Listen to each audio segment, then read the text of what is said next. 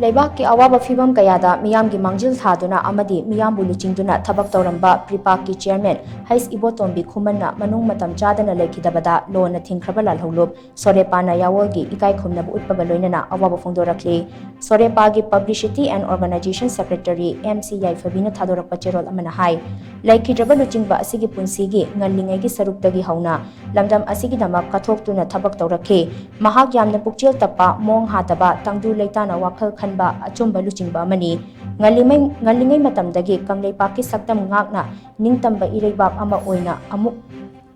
hanjil laknaba lanthen chatharakiba luchingba singi manungda mahaksu maru oiba luchingba amani mahak kayarak hanna loi lenga ki hakchangi amadi wakhalgi miot minegi chaithing phangkiba miyamgi luchingba amani apunba lantheng tana miyangi awaba chaithing pumnamak asi kokani haibasi mahakki achetpa thajaba amani lamdam asida leiriba miyamgi lupsing amata oina punsinduna ngasigi loi lengak asigi mayokta lanthengnanaba mahakna hotnakhi lamdam asigi maira paibi imasing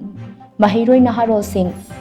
akhang ahai maichau sing amata oina punsinduna apunba lantheng amagi lambi